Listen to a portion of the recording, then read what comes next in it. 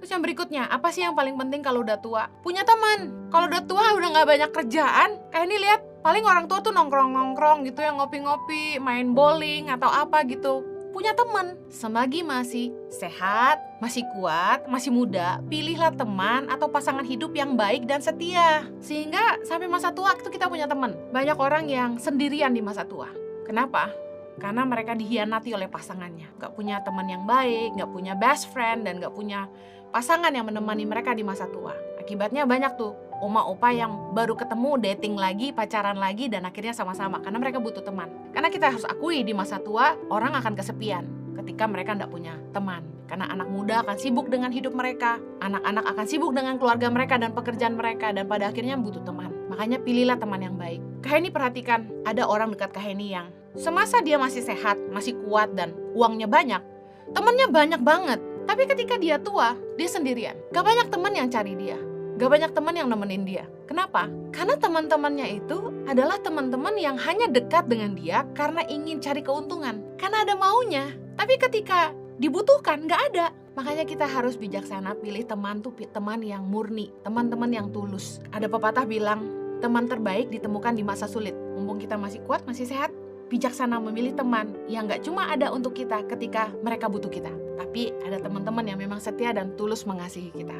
Yang berikutnya, kalau udah tua yang paling penting apa sih? Mati masuk surga dong. Kalau kita udah selesai dengan hidup kita diterima di pangkuan Bapa di surga. Oleh karena itu, penting kita sungguh-sungguh hidup dalam Kristus, hidup berkenan sama Tuhan, melakukan firman Tuhan. Jangan cuma cari harta dunia, tapi mencari perkenanan Tuhan dalam hidup kita. Nah, bicara soal kita nanti tua mau seperti apa, dari 5 hal yang Kak Heni bagi ini nih, sebagai anak muda harusnya kita jadi bijaksana dengan hidup kita. Kalau kita nanti tuanya mau sehat, dari sejak muda kita harus belajar punya gaya hidup, kebiasaan hidup sehat. Kalau nanti tua nggak mau nyusahin, berarti waktu masih muda kerja rajin-rajin, kerja sungguh-sungguh, belajar nabung, belajar hemat, belajar beli asuransi.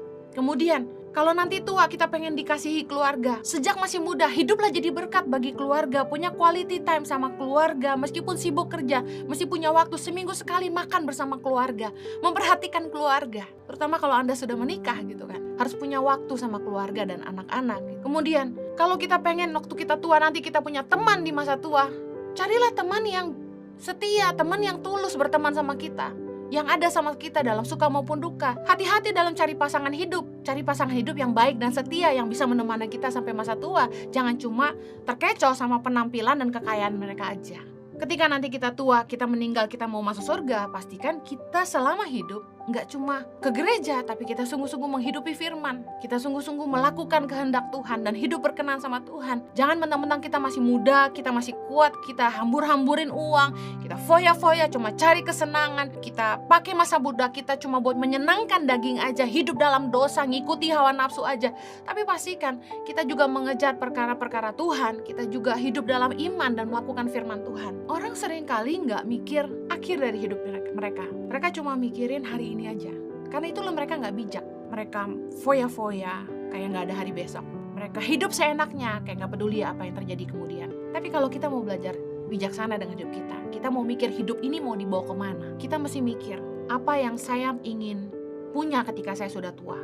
Apa yang saya mau tuai di masa tua. Itu yang akan membuat kita bijaksana dengan hidup kita di masa muda.